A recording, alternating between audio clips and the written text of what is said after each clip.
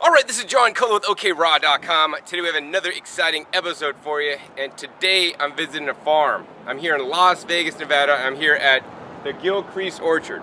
I've been coming to Gilcrease probably like over 10 years now, right? Support local farming here in Las Vegas, Nevada. And I always encourage you guys, to do the best you guys can, right? If the best you guys can is have your own farm or vegetable garden or fruit tree orchard in your backyard, hey, do that. Of course I do that and grow as much as my own produce as possible, but unfortunately I'm not at a point yet where I'm growing all my own produce. So I still have to source other produce, and when I go out to source produce, I try to get local produce whenever possible that's organic and not sprayed, all this kind of stuff. They're not certified organic here, but they don't spray any nasty chemical pesticides. So that's good with me. And then the other thing is, otherwise I go to local health food stores, places that sell produce, and even go to the wholesale produce terminal in Los Angeles and go to the LA farmers markets. That being said, there's this big talk about, yeah, local produce, man, it's always the best. Well, unfortunately, local produce is not always the best. I would hope and pray that local produce is better than stuff being imported. But, in that case, I have to get the best, produce for me that makes the most sense. When I talk about being the best produce, I talk about produce that actually tastes good, that actually tastes like it should, right? It's quite unfortunate that in America, most people have never tasted, say, a good cantaloupe or a good peach. Because if you've only ever shopped at grocery stores, even health food stores or Whole Paycheck, Whole Foods, whatever you want to call it, now owned by Amazon, if you didn't know that, that's quite a crazy. The peaches and a lot of the fruit actually sold in commerce, in trade, that is not at a farmer's market, or you don't fresh pick off your own tree or come to a farm and pick it like today, is picked too early. When they pick produce too early, it basically doesn't have the full sugars haven't developed, and the full nutrition hasn't developed either. So you're really sacrificing, quality for just convenience. And basically in trade, in the commercial agriculture trade, they're there not to provide you with the highest nutrition, provide you with the best tasting peaches. They're there simply to make $1. So we have to remember that. Anyways, today I brought what's called my Brix meter, or portable refractometer. And what this device does, this measures the total dissolved solids in the fruit or vegetable you're testing. Basically, how you could say it is that this device tells the truth. Some places don't like me sharing the truth about their produce, such as I'll put a link down below to a video I did at the Woodstock Fruit Festival where they celebrate fruit. And I revealed the quality of the fruit there. And because of that, basically, I was asked to speak there, and they're paying my flights and all this stuff. And at the last moment, because I put this video out, they didn't pay my flights, and I was not going to be speaking there. So this is quite sad in this day and age. I mean, we live in America. Hopefully we have freedom of speech. So of course I could say anything I want. Of course people might get mad at me, but that's all right with me, because I just want the truth out there. And here's the thing, with the truth, you could do one of two things. You could acknowledge the truth, say, hey, maybe we didn't have the best fruit in the past. We're gonna make it better, right? Hey, John brought this to our attention. Now we're aware of this. We're gonna make it better. You could do that, which especially now in the age of social media, the internet age, is probably the right thing to do.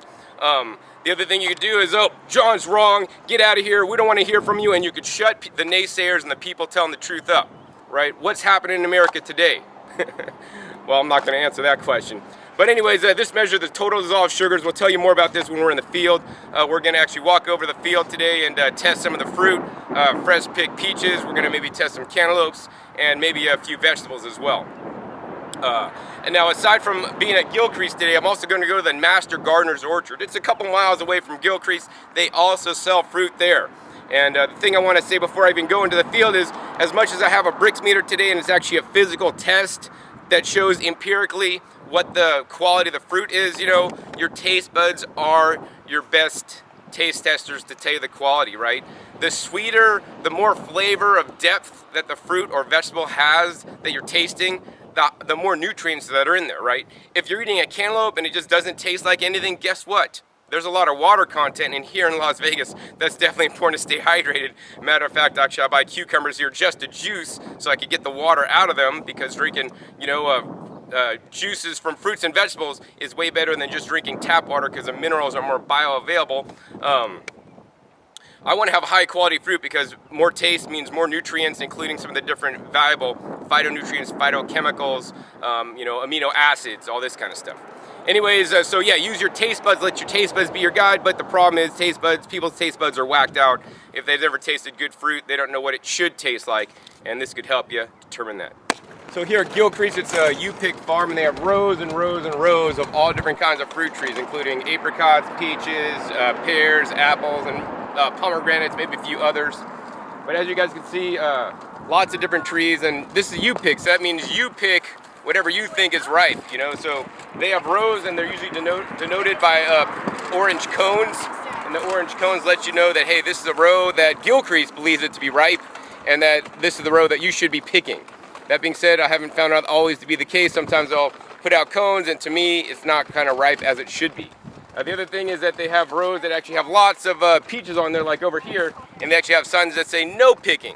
And so, in my opinion, you shouldn't be picking those because they're probably definitely not ripe, but you never know. Sometimes they're mismarked, so you want to look for a true sign of ripeness anyways on the peaches, is if they're dropping on the ground. If you see underneath the tree has tons of peaches on there, then that means like that's a ripe tree, and those are the ones you're going to want to pick, the ones that come off and pluck off easy.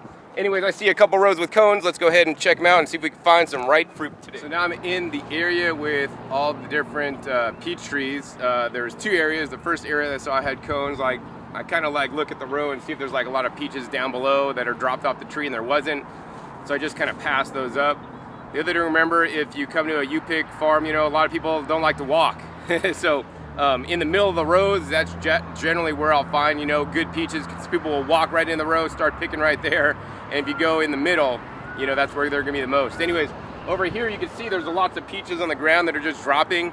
And for peach trees anyways, and other related, you know, trees, plums, nectarines, like that, these trees will drop the fruit when they're ready.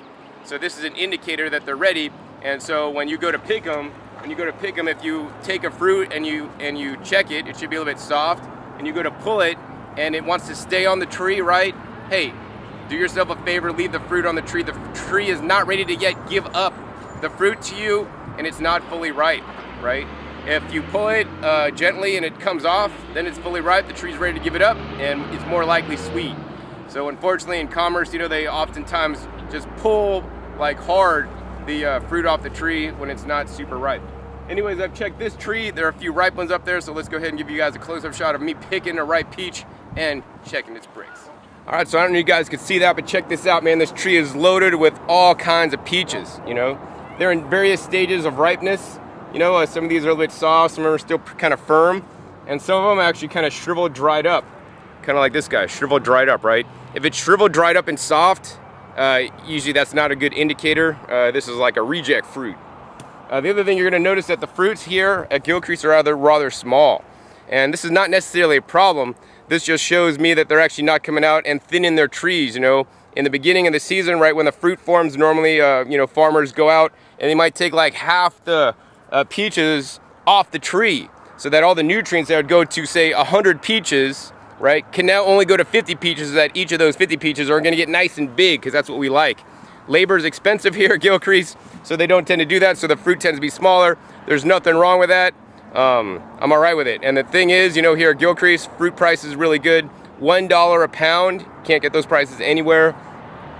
And once again, you get to select the fruit. So, you know, generally, I find that people usually like pick at like hand level, you know, right at their hand level, and they check all the fruits pretty low. So what I like to do is actually kind of reach up as high as I can in the canopy and try to get the fruits up top and try to get a ripe one. So here's one. When I press it, it yields to gentle pressure. You know, always feel a peach like up at the top, and if you just put your finger in it and it kind of dents in a little bit, like an avocado, if it's ripe, then it's ripe. So this is a pretty ripe one here. Now, we're gonna use the Brix meter, but before we do, I wanna share with you guys actually more about the Brix, what it means and all this stuff and how it can help you. And so we got my little Brix chart. This is totally important if you get a Brix meter. Brix meters are not expensive tools, guys. They're like around 20 bucks, Amazon, I'll put a link down below. you clicking on the link will take you to Amazon to the Brix meter I recommend, and your purchase will support a non-profit animal rescue, Blossom Animal Rescue, based out of California. They rescue dogs and cats, some of them which are blind, they can't hear. Some of the cats are so sad. They only have like, they got to scoot around because their rear legs don't work because they got some kind of, you know, genetic disorder. Anyways, with the Brix meter you buy for 20 bucks, you're going to also want to download one of these guys. This is a Brix, a standardized Brix chart. I'll put a link down below to a PDF so you can download this and print this. I recommend keeping this in the case with your Brix meter. This basically is the refractive index of crop juices calibrated in percent sucrose or Brix. You do want a 0 to 32 Brix meter. And on the bottom here it tells you what Brix is, so I'll read that for you guys. Within a given species of plant, the crop with a higher refractive index, or Brix, will have a higher sugar content, higher mineral content, higher protein content, and greater specific gravity or density. This adds up to a sweeter tasting, more minerally nutritious food with lower nitrate and water content, lower freezing point, and better storage attributes. Also, of course, it tastes better and generally will have more minerals in it. And how do I know this? Well, so on the back they've done testing. So this is a test they did with the standard green beans. So grocery store green beans versus garden beans that weren't even grown under ideal conditions. They tested the Brix on that. So the Brix on the grocery store beans were 4.2.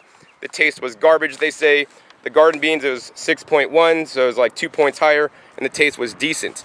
That being said, that's interesting.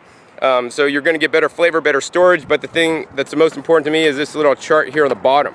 So the chart on the bottom, what it shows is that, you know, the something like the zinc in the garden-grown beans were like over twice as much. You know, zinc is a mineral, a trace mineral that's essential for us, has to do with our immune system. They say they sell little like, you know, zinc tablets to store to boost your immune system.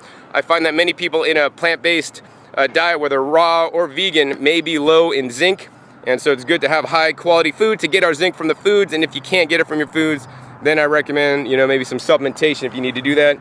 But, you know, potassium, it's over double in the garden quality Brix. Calcium, it's not quite double, but almost double. You know, everybody says, where are you getting your calcium from? You need to drink milk? No, we need to eat high quality vegetables that can have twice as much calcium as poor quality vegetables. And if you're buying grocery store stuff, it's probably poor quality. And here's a tip for you guys that are gardeners yourself, right? Calcium is one of the key trace minerals that have to do with absorption of other minerals. So if your ground does not have enough calcium, you're going to score lower Brix. In addition, something like the protein content, right? The protein content, not quite double, but it's, you know, maybe, I don't know, 40% over, you know, I don't know, and it's like maybe about 18, and then it goes up to like, I don't know, maybe like 35 or something like that, almost double. So everybody says, where do you get your protein on a plant-based diet or vegan diet, whatever you want to call it? And so I want to get my produce from, I want to get my protein from the fruits and vegetables I eat. And if you're eating deficiently grown fruits and vegetables from a standard agriculture system, it could have half as much protein, right? So, you know, if your food has higher levels of different measured nutrients such as trace minerals and protein, it's also likely to have higher levels of the phytonutrients. These are some of the most disease protective properties of the fruit themselves. And so that's what now you know about Brix, how it relates to produce quality and nutrition.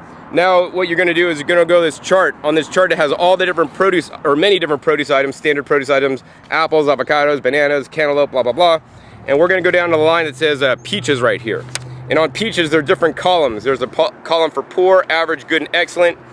On peaches here it says a poor peach would rate 6 on the Brix meter, average peach would rate 10, a good peach would rate 14, and an excellent peach would rate 18. So we just picked a peach that I determined to be ripe as possible for a good sampling, and we're going to test the Brix here. So how you do that, you basically take the refractometer, open up this little cover here, and you're going to want to put a little juice on here. So we're just going to basically pierce the skin of the peach with my finger, and look at this, man, look at all this juice running out, right? We're just going to squeeze that. All we need is a couple drops of juice on the meter. We're going to close that, and we're going to look up into the sky. All right, so this particular peach that I picked is reading 16 on the Brix, or well, it's like 15 3/4, right? So 15 3/4 on our Brix chart here. What does that mean? 15 3/4. So on peaches, 14 is good, 18 is excellent. So it's like it's 16. So this is between good and excellent, right? So let's go ahead and next step is verify and try it. That's a good peach. You know, I've had better, but it's actually quite sweet and quite good. I mean, I definitely want to encourage places to grow at least good produce, if not excellent, and this is right between good and excellent, so this is definitely good enough for me. I think I'm gonna go ahead and fill up a box right now. Now the challenge arises is with, if you pick like an unripe fruit, you know, the Brix will not be as high.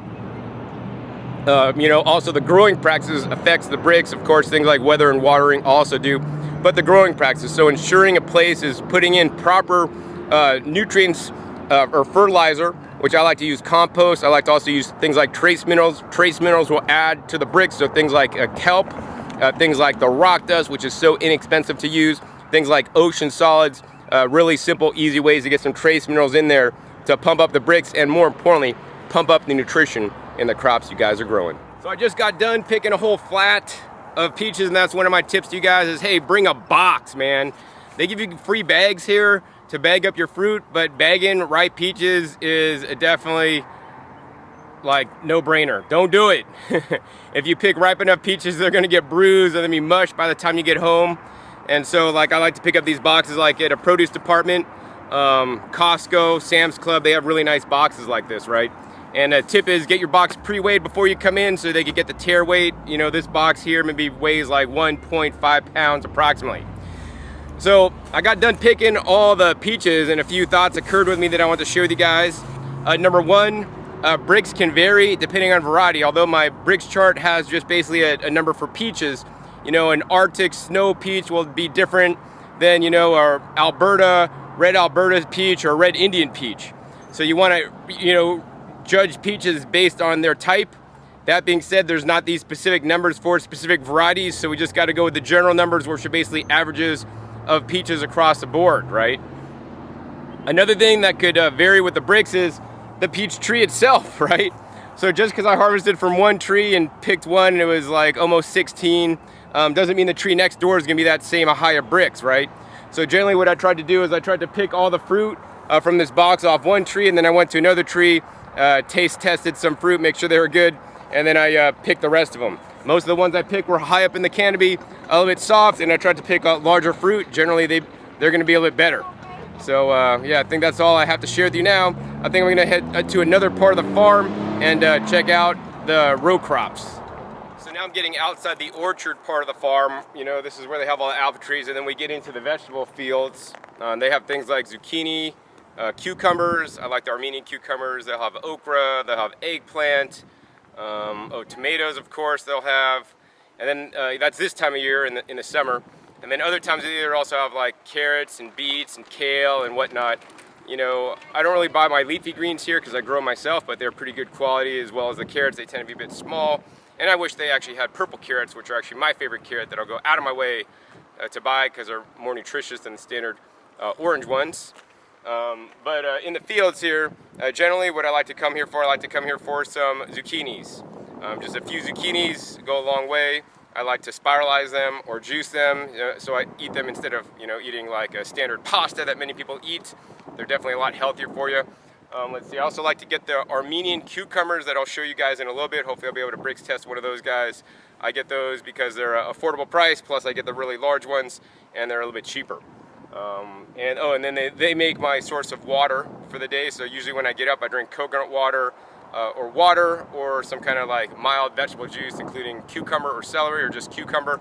And with this time of year, with all the cucumbers in abundance here, I just make straight up cucumber juice. It can actually be quite sweet and quite delicious. The tomatoes can be good if you get here at the right time. You know, sometimes you get here too early when they're still green, and if you get here too late, they're all shriveled up and dry. Right now is probably a good time to pick them, but that being said, you gotta hunt for them and pick up plants, and it gets kind of itchy, so you wanna bring gloves if you're gonna do that. And yeah, a little bit later in the season, I'll be getting some okra. Anyways, let's go ahead and head over and see if I can find some good Armenian cucumbers to show you guys. So now I'm in the field of all the different cucumbers. They got pickling cucumbers, Armenian cucumbers, and the striped Armenian cucumbers. Here at Gilcrease, when you pick your own, they're only $1 a pound, which is actually quite amazing. But the deal even gets better, right? If your cucumber weighs over 2 pounds, then they cap the price at $2. So The thing is, if you find even a big cucumber like this, it's only $2. And that's actually quite sad that this cucumber right here, I just actually found in the patch of cucumbers, but somebody had already harvested it. It's actually quite sad. And I want to encourage you guys, you know, hey, don't cut a plant or a fruit off the vine unless you're actually going to buy it, right? You know, it wastes things for other people. I mean, this one, if it was attached to the vine, it would have grown larger, and then I would have come here and bought it, because I mean, this cucumber, it's at least 4 to 5 pounds, and for $2, that's an amazing deal. I could get a lot of juice out of this guy. So yeah, if you harvest it, hey, please buy it. And if you harvest it by mistake, your kid does it, hey, please buy it as well. Something like this could be easily turned into juice with a juicer. If you don't have a juicer, you could use a blender, blend it up, and then pour it through a sieve. I do not recommend that because it oxidizes the fruit too much, but hey, if that's all you got, that's what you could do with something as big as this. Of course, you can just cut this up and eat it in a salad as well. Sometimes when the Armenian cucumbers get really large, they actually get pretty sweet, because although they are related to cucumbers mildly, they're actually more closely related to melons. And if you let these guys get fully ripe, they actually turn orange on the inside. And of course, when they're this ripe, you could harvest them, or this mature, you could actually harvest them and save the seeds for you to grow in your garden for next year. So yeah, I like to get the super huge big ones. Also here in the field, they have these guys, which are the striped Armenians. I don't know if I could pick this up tall enough for you guys. These guys are so cute. They're called also serpent, maybe serpent melons, serpent cucumbers. Right where in this stage right here, I really like to eat them. I pick them and just chop them up into salads. Please be aware, if you do get the young Armenians that are this small, especially the striped ones, you know, they tend to go bad really fast. So you got to eat these within like 3 to 4 days, or they're going to be soft. Even if they're soft and in your fridge, you know, they're still edible, but they're soft and they lose some of the amazing texture. They also have the big striped Armenians. The big striped Armenians, such as this one, which is also one that was actually cut off the vine, that somebody actually cracked, broke, and left. And, you know, I think this is actually quite sad. I like the striped because generally they're a little bit sweeter than the standard Armenians, but the problem is with the striped ones, when I get big ones, they tend to go softer faster. So, you know, I'll buy a couple striped ones for juicing like today or tomorrow, maybe the next day, and then I'll get some of these, you know, the standard Armenians that'll last easily a week or two in the fridge. You know, when you're harvesting these guys, you want to make sure and check it, right? It should not be soft like a peach. It should be nice and rock hard. That's going to assure you're going to have a cucumber that can store for well. Because this was already damaged and open, and it's still pretty firm, you know, it might have happened just like maybe 2 days ago on Tuesday, or maybe even earlier today. I'm going to go ahead and test the Brix. So once again, we got our Brix meter, and on our Brix chart, it says cucumbers, poor cucumbers 4, average cucumbers 6, good cucumbers 8, and an excellent cucumber is 12. So let's see what this striped Armenian is here at Gilcrease. We're gonna go ahead and break that open, maybe with my head. All right, watch this. Karate chop! Ugh! That actually kind of hurt. All right, so we cracked it in half, and we're gonna go ahead and squeeze some juice out here, if we could do that.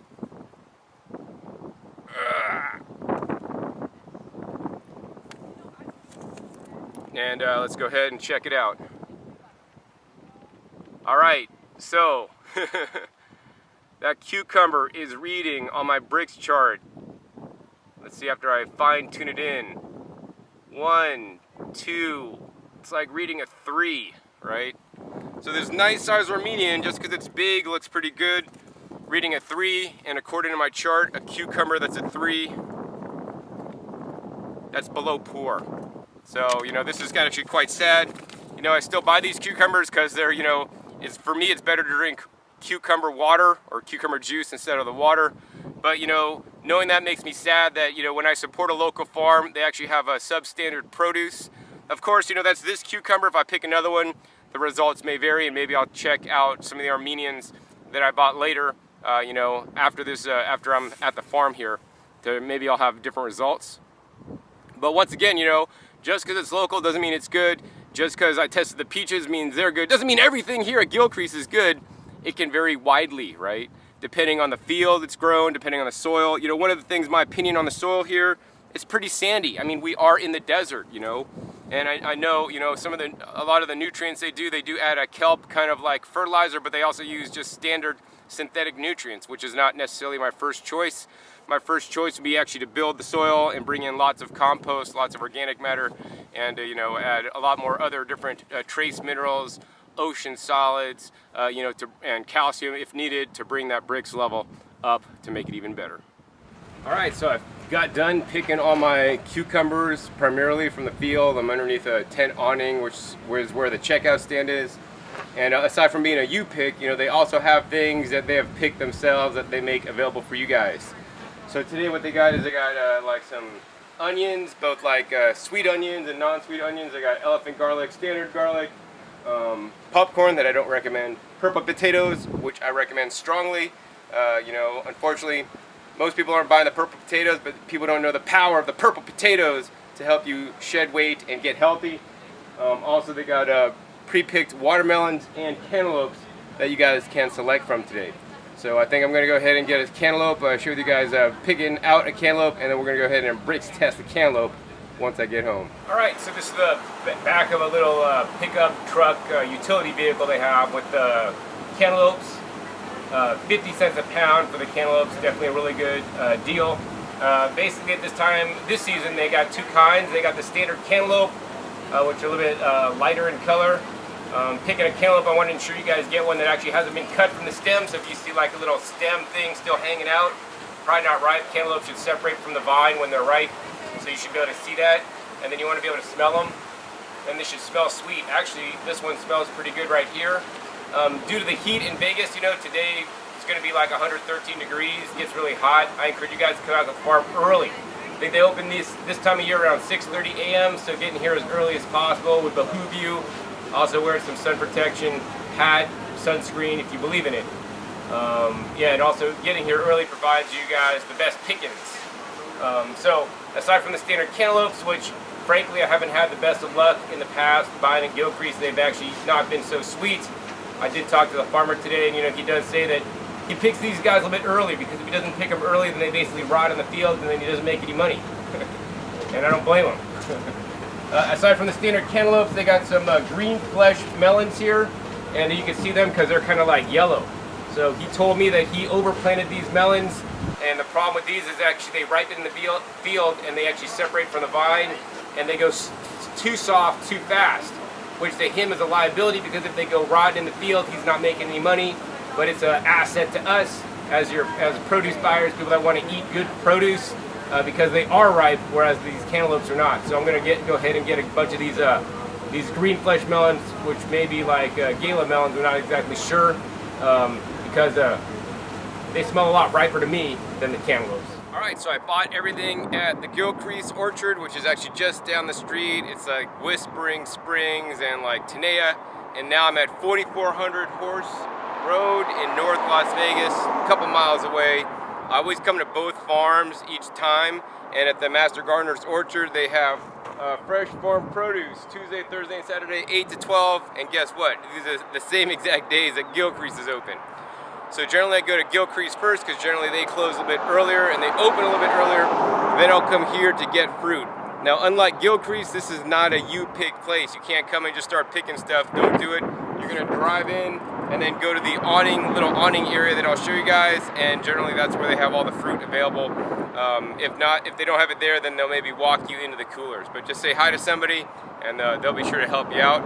Once you guys get here to the Master Gardener's Orchard, you're basically just going to walk across to the structure behind me. It has the green shade cloth up, and generally there's some friendly, nice people hanging out in there, and just say, hey, I saw you on Growing Your Greens, and I'm here to buy the fruit. I want to buy all your fruit. Well, maybe not all their fruit, but yeah, generally they have everything set out here. They have a scale, and I do encourage you guys to bring your own box. If you bring your own box, just pre-weigh the box so you get a tear weight, so they could take that off when you end up buying your fruit. So here at the Master Gardener's Orchard, generally whatever's in season, they'll actually have up on this whiteboard with the prices for you guys. You know, I've noticed that, yes, it's definitely more expensive than Gilcrease, because I mean, Gilcrease is pick your own. Here, the benefit is actually they're picking it for you. So in some cases, you might actually pay about double the price, maybe a little bit more, but they're doing all the hard work, picking the ripe stuff, and then they bring that in, and then you just actually get to pick the ripest stuff of the ripest stuff that they picked, which in some cases, actually, they do a fairly good job. I kind of like to pick out my own stuff off Gilcrease, but the problem is, you know, I'd rather have actually stuff they picked that's actually higher quality than Gilcrease. And so yeah, that's where you're going to come. And if you want to tour the orchard, they're glad to do that for you. Just come here under the awning thing first and talk to somebody before you just start wandering around. You know, they want to talk to you. You got to sign in and you know, whatnot. So now I'm in one of the fields here at the Master Gardener's Orchard, and what I like to say in this part of the video is that, you know, in general, Gilcrease has very few varieties. I mean, they got peaches, they got apples, they got some apricots and some nectarines or whatever, but they have very few varieties. Like several rows might be the same exact variety. So this is kind of more like monoculture farming, right?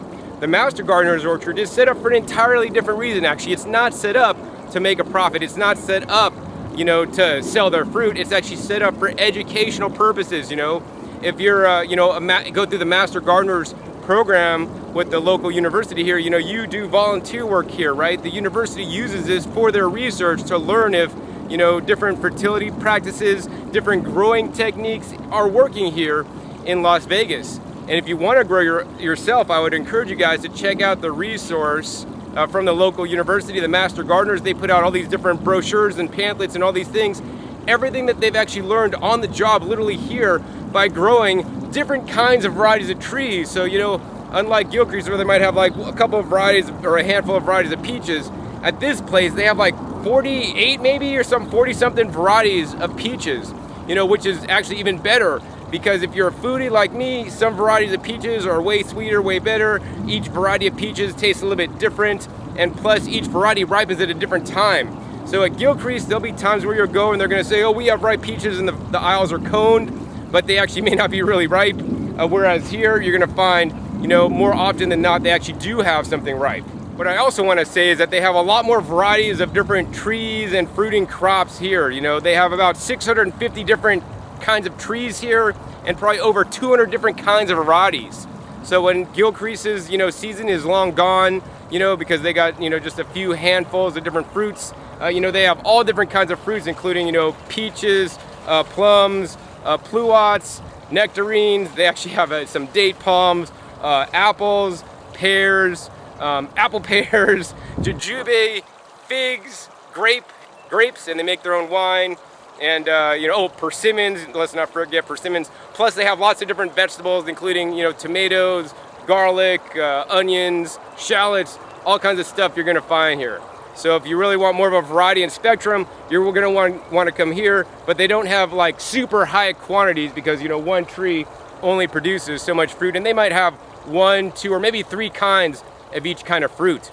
But yeah, I mean, the value of the Master Gardener's Orchard to me is I really appreciate that the work they're doing here in southern Nevada to determine the best fruit trees to grow for your backyard, because they've grown different kinds, right? They can see that this tree produces way better than the kind next door. So they're gonna make recommendations for you guys. If you guys wanna grow peaches, hey, grow this variety, for example, because it does better than the other ones that they've tested. Plus, you know, they're growing in a more, in my opinion, environmentally friendly way, right? They have a mulch everywhere. Underneath their whole orchard it's all mulched. And actually, that's one of the cool things here at the Master Gardener's Orchard. You can pick up your own free mulch. So bring down your truck, and if you hand load it, it's 100% free. If you don't have a truck, you know, hey, bring big garbage bags and fill those up. Take them in your car so you can mulch your property. If you want them to load it for you, they're gonna charge you a couple bucks. But yeah, this is how I would do my orchard at home if I had one here in southern Nevada. I would actually just, you know, wood chip everything. I'd probably layer even more wood chips than they got. And, you know, they have a good fertility program where they use better nutrients, better fertilizers, in my opinion, with a wider spectrum of nutrients, you know, than Gilcrease, from what I've learned. In addition, here, they are not certified organic, but if they do spray, they only spray, you know, organic kind of pest control items. So then the next thing I want to do is I want to eat and sample some fruit. So we're going to go over where they got some of the different samples, and we're going to test the Brix so you guys can learn who has the best fruit in Las Vegas. So here at the Master Gardener's Orchard, sometimes they won't have actually any fruit or anything displayed underneath that green awning. So then what's going to happen is somebody's going to escort you here into their little walk-in cooler, which is actually powered with an air conditioning unit. So because they harvest on a regular basis, if they have ripe fruit that doesn't sell, because they don't get a whole lot of traffic, like a lot less traffic than Gilcrease does, which I think is kind of sad, because in my opinion and based on my experience, the fruit quality here is definitely higher than Gilcrease in general. You know, it's going to be in the walk-in, so have somebody escort you in there. I'm going to go ahead and walk in and show you guys what's inside. It's going to be a little bit dark for the camera, so you might not be able to see that much, so giving you guys advance warning. All right, so today in Vegas, I think my car said it's like 103 at present time. It's gonna get into 100 and maybe 13. So I'm ready to go in this cool walk-in. So if you guys are really into fruit like me, this is probably the best place for the freshest picked, highest quality fruit that I found. And I'm not just going to say this, I'm going to back this up because I'm going to go through here and I'm actually going to be Brix testing a lot of the different fruits, and I'm going to try to keep the varieties separate. They basically harvest them and then it goes in here in trays, and they basically have different trays generally are different fruits. They are fairly good with tagging the fruits, so they have like little tags on here. For example, this one is actually called Moore Park Apricots 6/2017. So actually this one was just actually harvested like a day or two ago. So that's really nice. They have some Babcock peaches over there, early ambers, peaches, Moore Park apricots, all different kinds of fruits in here. So, you know, I'm just going to probably go through with my empty box and I'm going to pick some of the ripest, best stuff. We're going to take it outside and I'm going to pay for it. And then we're going to actually Brix them out and show you guys about the fruit quality here at the Master Gardener's Orchard. Alright, so now I picked out my whole box of fruit here, and this is amazing. Unlike at Gilcrease where I got like one variety of peaches that I fresh picked, which is kind of cool because they're actually only warmed by the summer sun, never put into refrigeration. Refrigeration may affect the flavor of the fruit. That being said, they do have their fridges here set not too cold, so you know, that's definitely better to store these guys at warmer temperatures. I got about 8 varieties of different stone fruits here, maybe more. You know, a lot of the varieties in the cooler were marked, some were not. Let's go over some of them. First, we got these little plums here, Metley plums, I believe. Then we got the Shiro plums right here today. Not a super huge fan of the plums. We got these guys, which are actually the Moore Park apricots, I believe. And they have lots of those, and those are like peak ripeness, man. They're picking them soft. They go in the cooler, and they're just ready to be eaten, man. I mean, apricots you buy in the store are nice and hard and crisp when you bite them, and they just suck. These ones are like literally melt in your mouth, so I'm looking forward to checking the Brix on those. Let's see, we got these guys. These are the Eva's Pride peaches here, and then actually we got some Arctic Star nectarines, white nectarines. I like the white nectarines actually more than the yellow ones. And actually the white ones are actually higher in phytonutrients or antioxidants from some of the research studies. Let's see here, we got the early ambers, I believe, peaches here, and then also I got some of the these guys, the Stark Saturns. These guys are probably gonna like be top of the Brix. These are a white flat style peach. These are absolutely my favorites. So without further ado, let's go ahead and get out the Brix meter and start checking some of this fruit. So I saved the best for first, hopefully.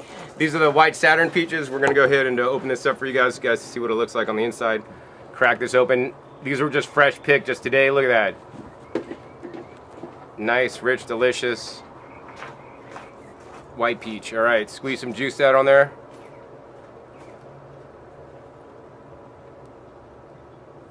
All right. And let's check out our Brix. Oh, to remind you guys, on in general, peaches are 6 poor, 10 average, 14 good, 18 excellent. Let's see what they grow here at the Master Gardener's Orchard. All right, I'm tuning this in. It's looking like 15, 16, oh, just about 17. So that's 1 point away from an excellent peach. These are probably definitely the most excellent peaches you're gonna find here in Las Vegas. Aside from the Brix meter, you know, our taste buds are the best indicator. Wow, this was fresh picked, warmed by the summer sun. This one never made it in the cooler. This is my favorite way to eat them, man. Just a little bit warm. So juicy, so sweet. All right, next fruit we're gonna check is the early ambers. You know, when you walk into the cooler like I did, if they have the fruit all set out here, you know, they're gonna be ripe according to whoever picked them here at the Master Gardener's Orchard, but they may not be ripe for you. Like the ones here that I picked out, like although I got this variety, you know, I picked out the ripest ones, and to me ripe means, you know, will yield to gentle pressure. That being said, you know, in commerce and when they're trying to like not let all the fruit rot on the vines or let the birds get them all, you know, they got to pick them a little earlier. Sometimes they pick them earlier than others, so that's why if you go into the cooler, you can just pick out the ripest ones. Like my goal here is not to get like this variety or that variety, but it's to get the ripest, sweetest, and best tasting fruit. So let's go ahead and check this guy out. Let's see, maybe I'll bite into it. Well, that's what it looks like in there. Now, from the taste of this, it tastes really flat. One of the games I like to play with my girlfriend, which she doesn't like so much, is let's guess the Brix. So let's get a couple of drops of juice here on this guy. So I'm gonna guess the Brix on this is like maybe like 11. We'll see. Wow, even worse. So we got 5, 6, 7, 8. So the early ambers is 8, and that's between poor and average. So that might not be the variety you want to get. Let's check the next one. Next, we're gonna go for the Eva's Pride. Now this one, you know, the last one I checked was like still pretty firm, but it was the ripest ones that they had picked. These ones are yielding to general pressure, so that's definitely a good sign. We're just gonna go ahead and rip it in half with my bare hands. And as I'm doing that, it's just dripping everywhere. And look at the nice color on this guy. This guy's gonna definitely be higher. I could just tell by the texture of the fruit. The other one is a little bit more, you know, hard, whatever. But yeah, if we just squeeze this a little bit, we're just getting mounds of juice. That's another good sign. Nice and juicy generally means sweeter, but not always. All right, let's check this guy out. All right, wow. All right, not what I expected. So this guy's right at a 10. So a 10 on there is right at average. So this is an average peach. And let me go ahead and try this guy, Eva's Pride.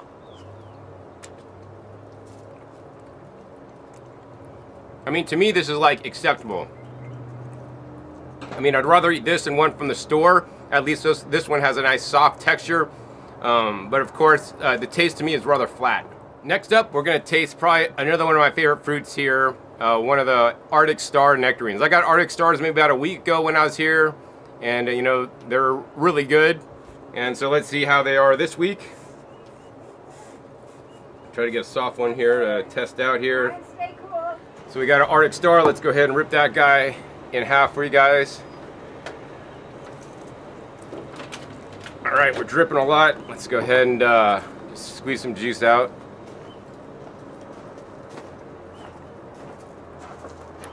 Let's check this out. All right, so for nectarines,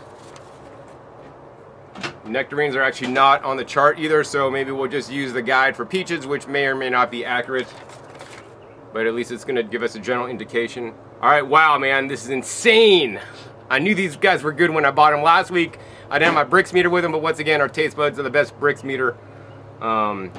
15, 16, 17 and a half. No, wait, no, it's 15, 16, 17, 15, 19, oh, all right. Yeah, actually, so this is actually 18. So 18, if it was a peach, it would be an excellent peach. So I can't wait to bite it in this nectarine and try it. I gotta say, that's an excellent nectarine. Next, we're gonna go ahead and check some of these Moore Park apricots here. We're gonna get a nice ripe one that's actually already soft. I mean, these guys are super ripe, ready to go. Let's see how they Brix out at. Open one of these guys up. That's what it looks like on the inside there for you guys. And this one actually does have, oh, a little bug in here. So yeah, don't worry, it's organic. So what I would do if I had a little bug on here is I just cut out the part with the bug poop and the bug, and I'd eat the rest. All right. So squeeze some juice of this apricot here. Let's check it out. Wow, oh my God, these apricots are so high. Let's see, 15, 16, 17, 18, oh, just about 19 on these apricots. So today, anyways, if you were here, as I see, I mean, these apricots, some of them look like all squishy and mushy, like, oh man, you shouldn't get these, but if you want ripe fruit, right, it's the apricots today. I gotta try it, man. All right, I'm eating around the bug poop. Wow. It's definitely a good apricot. I really like right around the skin. That's the funnest part. I've gotten, you know, lots of apricots at the Gilcrease actually in the past, and they kind of just taste really flat to me. I've never really Brix tested them, but just I buy them sometimes when I can pick them and they're super ripe off the vine. But even then, they're not probably as high as this apricot that I've tried here at the Master Gardener's Orchard. Last thing we're gonna check today are the plums. They're not on my Brix chart either, so we're gonna use like the range of the peaches. They're kind of similar. So first we got the Shiro plums. These guys look amazing to me. You know, I picked out some of the ones that actually the brightest colors. So, you know, color, softness, smell, definitely all good indicators of ripeness. Also, you know, if they give the general pressure. So let's see. Let's go ahead and maybe dig into this with my nail, and then just we'll squeeze some juice out. Nice and juicy there.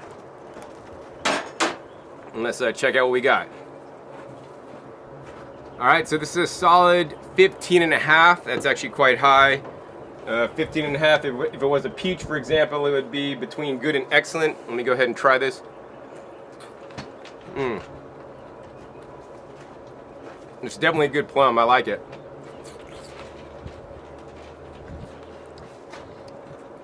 I prefer the nectarines the most. Then I like peaches, then I like plums. Let's not forget though, the plums, some of the dark ones, especially the ones that are like dark red, even purple red, really high in antioxidants and probably healthier for you guys than even the nectarines or peaches. So last item I'll be Brix testing today is this plum right here. I think it's called the Metli plum. And let's just see if it was better than the Shiro plum that we had a little bit earlier. This guy's a little bit more firm. I don't know if I'll be able to squeeze out some of the juice here. Maybe I'll bite in this. Actually a nicer colored flesh on the inside.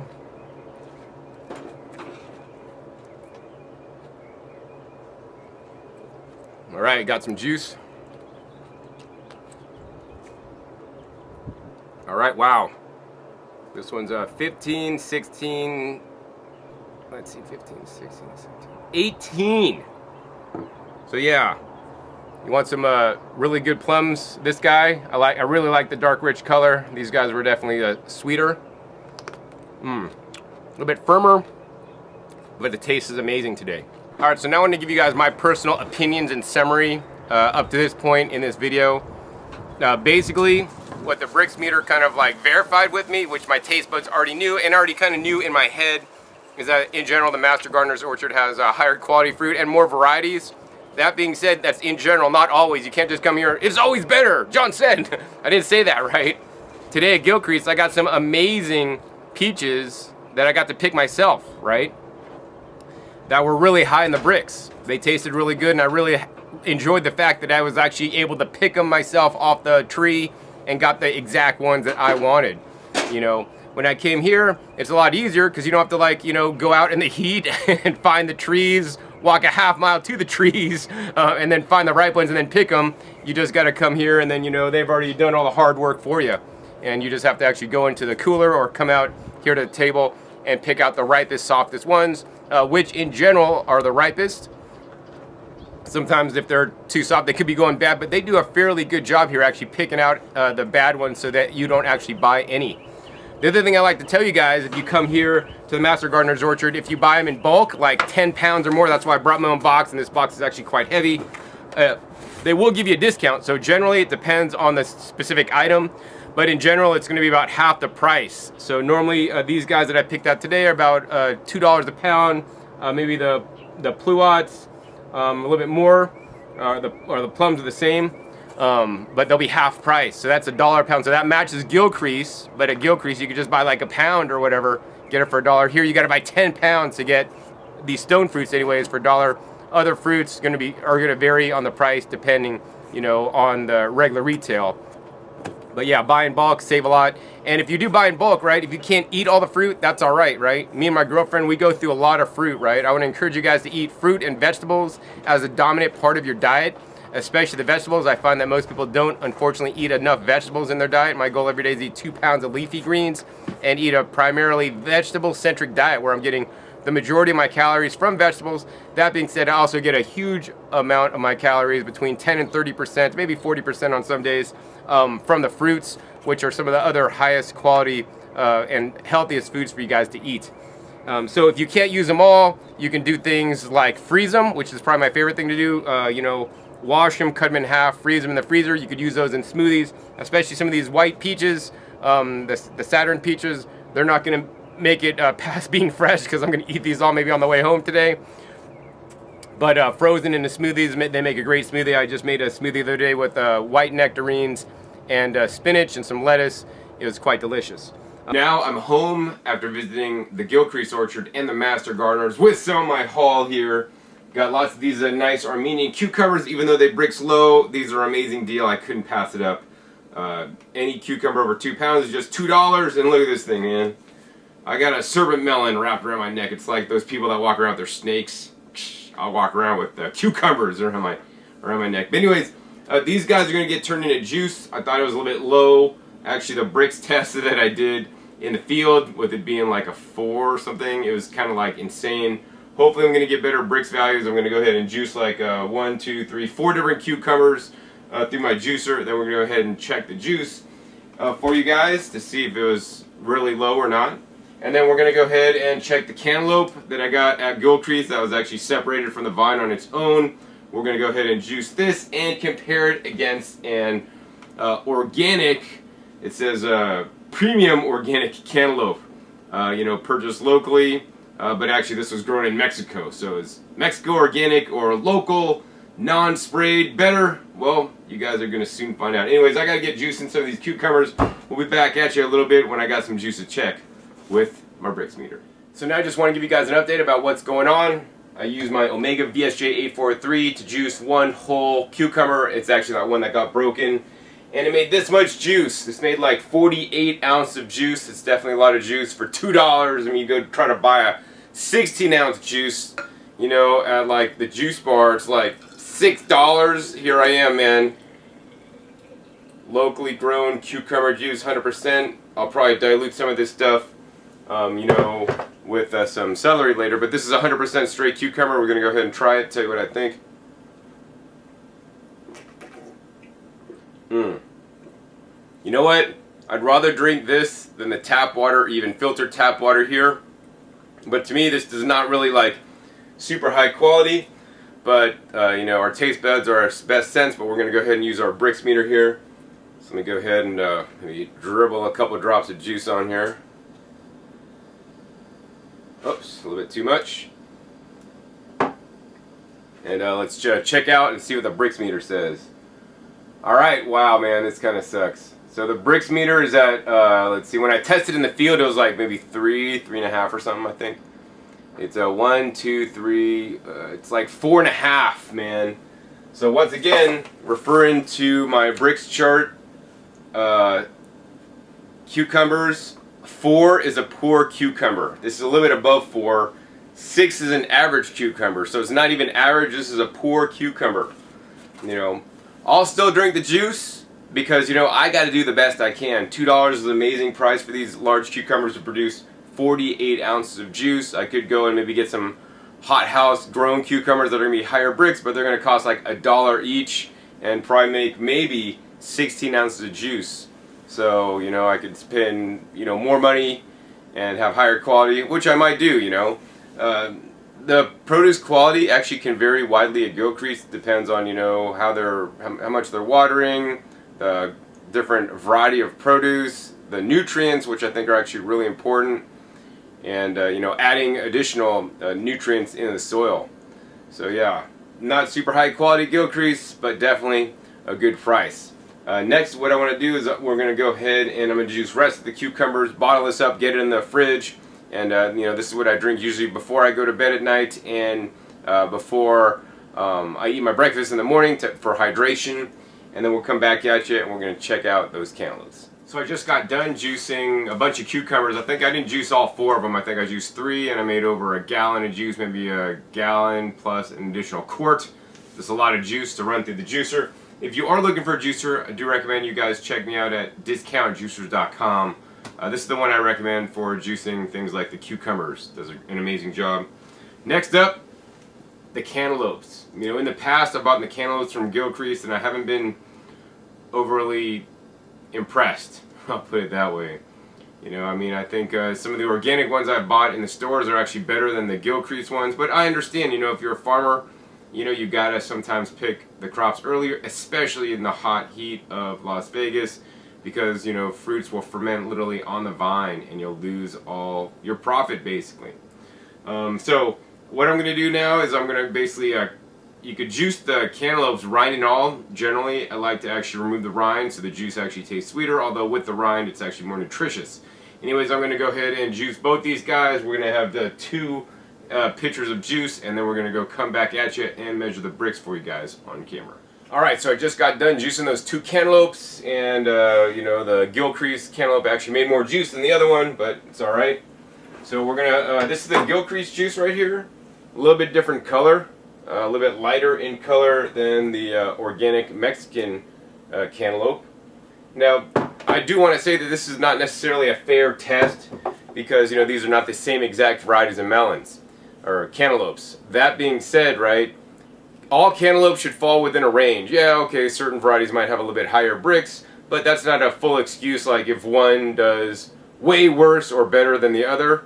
I mean, if they're close, hey, that's cool, but let's find out what's going on. Alright, so first, we're going to go ahead and pour out some of the Gilcrease cantaloupe juice, just a little bit. And I do juice the seeds and all, right? So this juicer grinds up the seeds and puts some of the nutrients from the seeds, some of the fats into the juice. Makes your juice taste a lot better. I do not recommend those high-speed juicers. They fling stuff everywhere. They aerate the juice and lower some of the valuable phytonutrients in there. Alright, let's go ahead and taste this. I mean, to me, it's like doesn't taste so good. Like, it's just really like a low-quality melon. Let's go ahead, and I will say that I'm a fruit snob. I've traveled like all around eating fruits all over the world. Let's go ahead and pour a little juice on the Brix meter and check it out. Alright, so this Brixing out at approximately 9, it looks like. I wish you guys could actually look inside there and see what I'm seeing.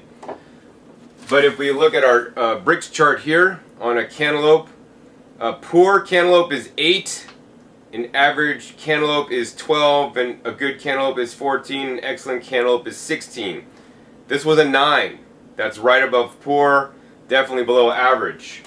You know, so that's what that was. I'll make my comments at the end of this video.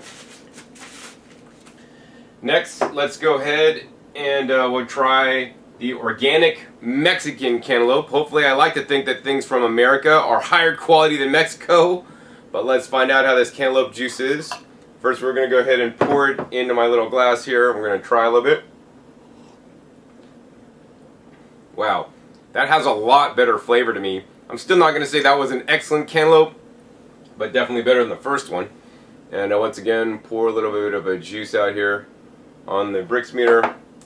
Close the hatch, and let's take a look. Alright, so what we got on the Brix of that Mexican organic cantaloupe was a 10. So once again, you know, on the cantaloupe, 8 is poor, 12 is average, this is a 10. So these are both poor quality cantaloupes. That being said, the one from Mexico was a little bit better, not significantly better. And you know, as much as I like to support organic growers and whatnot, you know, I do think that, you know, many of them need to do a better job. You know, I know Las Vegas is a harsh growing environment, growing climate, you know, but there's many harsh growing climates around the country and around the world even, you know.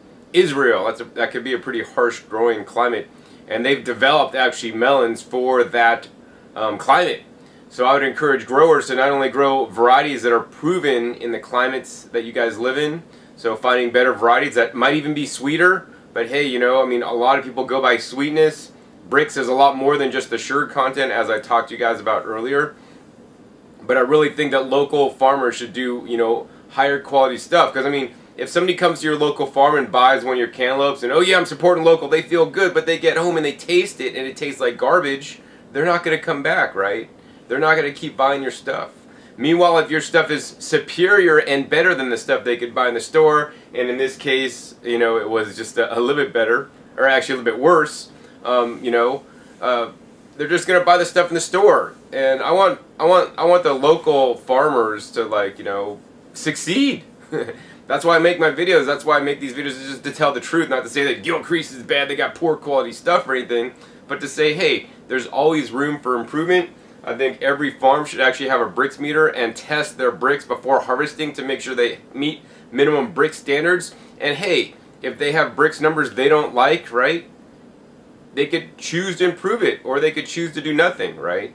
And if people actually had Brix meters and checked every piece of produce and didn't accept poor quality produce and at least accepted, you know, average, or hopefully they'd only accept good. I like to only accept excellent when I can. But, you know, the world would be a different place. You know, a lot of fruit would be getting rejected. A lot of companies would be losing money. They'd be going bankrupt, and they'd be forced to change to stay in business. Unfortunately, people's, you know, taste buds are not accustomed to eating good, high-quality fruit, and so they don't know what it should be or what it could be. And, you know, fortunately or unfortunately for me, I've had this experience. So what I will say is that, you know, just standard conventional farming practices, you know, just worrying about the NPK numbers, that in general is going to produce low quality fruits and vegetables. In addition, besides being low quality, they're going to be high in nitrates, because that's the kind of fertilizers that's being used in conventional agriculture. So even if places are using conventional agricultural protocols, you know, that's not my favorite thing to do. But even supplementing with some kind of organic protocols, or maybe even converting over to using more organic methods, I believe can be definitely a better thing to do. And even if you want to stay conventional and use synthetic chemicals or fertilizers, you know, you could actually add on just a few handful of, you know, high quality fertilizers to add the trace minerals, to add some of the things that your soil is maybe missing to grow higher quality crops. And of course, when you harvest, the produce is also critical on the Brix level. You know, I mean, if it's harvested too early, the Brix is going to be really low. I mean, they got to ship these cantaloupes up from Mexico. They're probably harvested a little bit early, right? And it's hard to get a good cantaloupe in the store, because when they're totally ripe and at optimal, they expire and go bad really fast, and I understand that. So I mean, some of the best cantaloupes I've had, I've either grown them myself or gotten them right at the farmer's market where they were like fresh picked that morning before. And I think the whole food system actually just needs a change. So that pretty much ends this video today. What did we learn? We learned that in Las Vegas, its harsh growing conditions can be very challenging. You know, depending on the farm you go to, whether it's Gilcrease or Master Gardeners, they may have high quality stuff. I mean, they had really high quality or good quality peaches. Was that because it's the variety? Was that because it was lucky? Was that because I picked the super ripest ones on the tree myself? Possibly, because when we went over to the vegetable fields, you know, it was more evident to me that those fields, you know, had maybe lower fertility, and in the testing I did, produced lower quality crops. So hopefully Gilcrease and other farmers that are seeing this will now start to test their Brix and hopefully improve. And if you guys are home gardeners, hey, get a Brix meter. I got a link down below so you guys can buy them from Amazon. And, you know, visit the websites I mentioned earlier in the video to, get your Brix higher so you can actually grow more nutritious produce. I mean, for me, it's not about like just the sugar, how sweet it is. It's about the quality, and a Brix is an overall picture, you know, an easy way to test the overall quality of the fruits. Of course, our taste buds are definitely the best. I mean, I would have to say that the Master Gardener's Orchard in probably most of the time has significantly better fruit than Gilcrease, as well as more varieties, but it's not always the case, because I got some really low Brix stuff there. I did talk to the manager there, and she said that they had some new pickers, or maybe they were picking trees that they shouldn't have, and that there's some of the ones that I tested that were so low. I mean, they probably should have just been sitting on the tree longer. But nonetheless, you know, these are the two best places, two best farms I found in Las Vegas, and I would encourage you guys to support your local agriculture, local economy. And if fruit that you buy that doesn't taste good, right? What I would encourage you guys to do is take it back. Say, hey, I bought this melon. And if you have a Brix meter, hey, show them the Brix meter, show them the test, and show them that it's not good. Hopefully they do it themselves and they test like local produce they could buy from the store and compare, and let them know. Say, hey, I'm not going to support you anymore, you know, as much as I would like to support local or you know, growers, until you guys have better quality stuff, because I could get actually cheaper, you know, produce at a local store that's imported from Mexico or from California, for wherever, for less money. And I mean, that's just the fact of the matter. The organic cantaloupes that I bought, actually I got on sale for 20 cents a pound, and the Gilcrease ones were 50 cents a pound. So I paid over twice as much for, you know, actually lesser quality fruit. At this point, I'm going to just combine the juices and just drink them tomorrow, you know, as maybe my lunch or something. But, you know, I always encourage you guys to do the best I can. I'm just here to do the best I can and share with you guys the truth. If you guys enjoyed this format, this video, hey, please be sure to give me a thumbs up. I'll be sure to do more videos. I really want to take my Brix meter to the farmer's market in California and like test every fruit at the farmer's market to let you guys know what's going on and who has higher quality stuff. Plus, it's just fun, but plus, we don't really need a Brix meter. Taste buds are our best Brix meters, best testers of nutrient quality. And I just wish the whole industry, whether that's local farmers, big commercial growers, you know, organic or conventional, you know, work on improving the quality and, you know, making higher quality food for us. Because, I mean, that's why I eat. I eat for the phytonutrients, the phytochemicals, vitamins, minerals, not just the sugar in the food. And, you know, when you have low Brix numbers, that's like inferior quality food. Oh, and the other thing I want to mention is that when you have lower quality Brix foods and the Brix is really poor, that means your plants are not healthy. When your plants are not healthy, they're more prone to bug attack, more prone to disease attack.